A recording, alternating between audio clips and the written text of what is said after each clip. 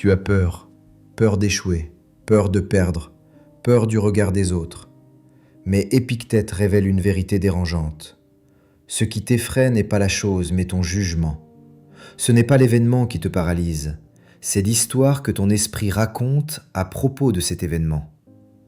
Et si ta peur n'était qu'une illusion? Épictète, ancien esclave devenu philosophe, connaissait la peur réelle, la perte, la douleur, l'incertitude. Il a vécu sans pouvoir, sans richesse, sans sécurité. Et pourtant, il a découvert une vérité que beaucoup ignorent encore aujourd'hui. Les événements sont neutres, ils arrivent, sans intention, sans jugement. Ce n'est pas ce qui t'arrive qui te fait souffrir, c'est l'histoire que tu racontes dans ton esprit à propos de ce qui t'arrive. Un échec n'est qu'un fait, une critique n'est qu'un son, une perte n'est qu'un changement. Mais lorsque ton esprit y ajoute la peur, la colère ou la honte, alors ces événements prennent du pouvoir sur toi.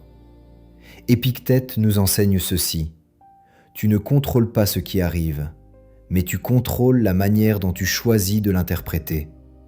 En changeant ton regard, tu reprends le contrôle.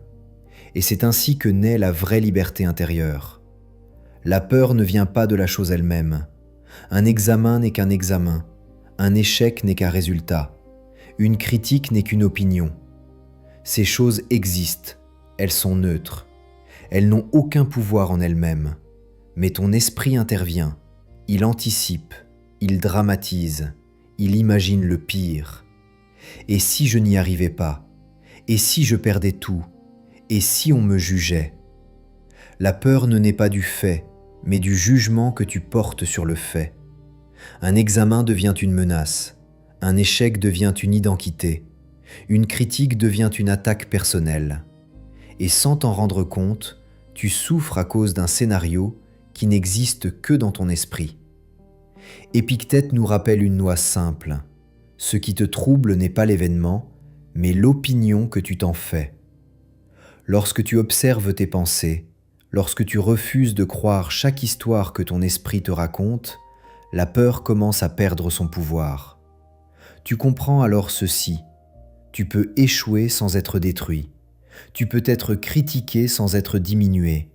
Tu peux perdre sans perdre ta valeur. En maîtrisant ton jugement, tu reprends le contrôle. Et quand ton esprit devient calme, la peur disparaît. Épictète nous enseigne une méthode simple mais profondément transformatrice. Première étape, sépare le fait du jugement. Le fait est neutre, il est brut, il est ce qui est. Tu as échoué à un examen, quelqu'un t'a critiqué, un projet n'a pas fonctionné. Ça, c'est le fait. Mais ensuite, ton esprit ajoute une histoire. Je suis nul, je vais tout perdre, je ne suis pas à la hauteur. Ça, c'est le jugement. Deuxième étape, observe ta pensée sans y croire aveuglément. Toutes les pensées ne sont pas vraies. Certaines sont seulement des réactions automatiques, des réflexes émotionnels, des habitudes mentales. Regarde ta pensée comme un nuage qui passe. Elle apparaît, puis elle peut disparaître, si tu ne t'y accroches pas. Troisième étape, choisis une interprétation utile, pas destructrice. Tu peux dire « j'ai échoué, donc je suis incapable » ou bien « j'ai échoué, donc j'apprends ». Même fait, deux interprétations, deux vies différentes. Quand tu choisis consciemment ton interprétation, tu redeviens maître de ton esprit.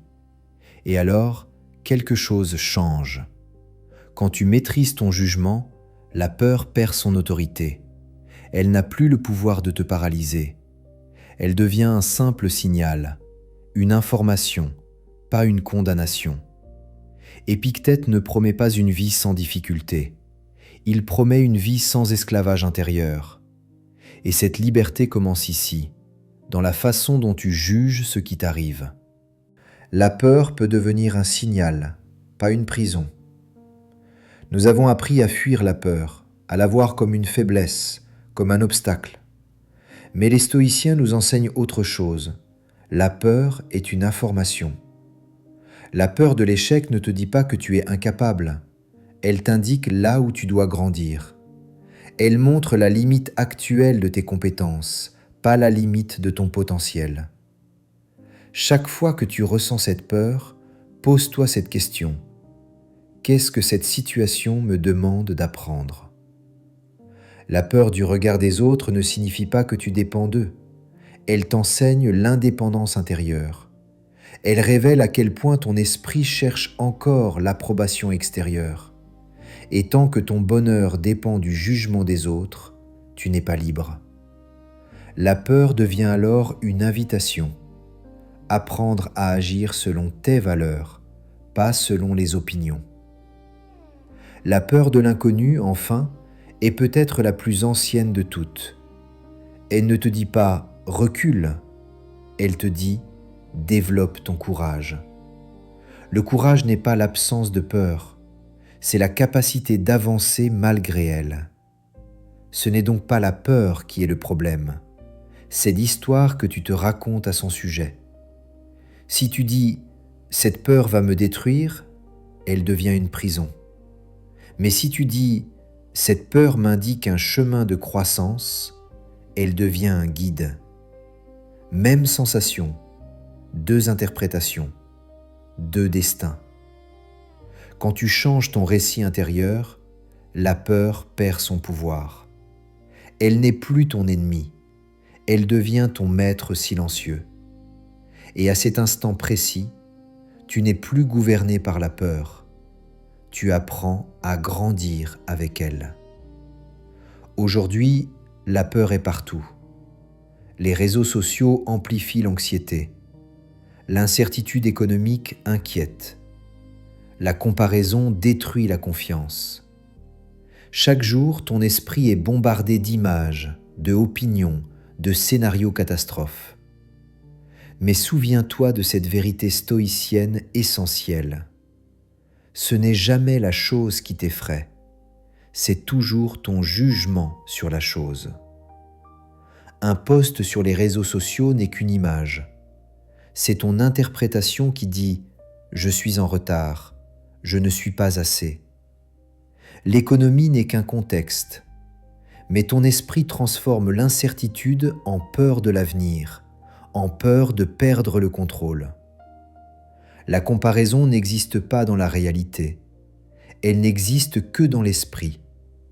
Tu te compares à une version filtrée de la vie des autres et tu la prends pour une vérité. Épictète nous l'a appris il y a des siècles. Les événements sont neutres. C'est ton jugement qui leur donne un pouvoir. Alors pose-toi cette question essentielle. Qu'est-ce qui m'effraie vraiment ici ? La situation ou l'histoire que je me raconte ? Quand tu changes ton regard, tu changes ton expérience intérieure. Le même monde, les mêmes défis, mais un esprit différent. Et un esprit entraîné ne se laisse plus dominer par la peur collective. Il observe, il choisit, il agit avec lucidité. Change ton jugement et ta réalité émotionnelle change. Ce n'est pas le monde qui doit devenir plus calme, c'est ton esprit qui doit devenir plus clair. Et dans un monde chaotique, celui qui maîtrise son regard devient libre, solide et intérieurement invincible. Ta liberté commence ici, pas dans ce que tu possèdes, pas dans ce que les autres pensent de toi, pas dans le contrôle du monde extérieur. Ta liberté commence dans la manière dont tu juges ce qui t'arrive. Un événement n'est qu'un fait. Il est neutre, sans émotion, sans intention contre toi. C'est ton esprit qui ajoute la peur, le doute, l'angoisse. Épictète nous l'a enseigné clairement. Ce qui t'effraie n'est pas la chose, mais ton jugement. Quand tu comprends cela, tu récupères ton pouvoir. Tu n'es plus prisonnier des circonstances. Tu n'es plus esclave de tes pensées automatiques. Maîtriser ton esprit, ce n'est pas supprimer la peur, c'est refuser de la laisser te diriger.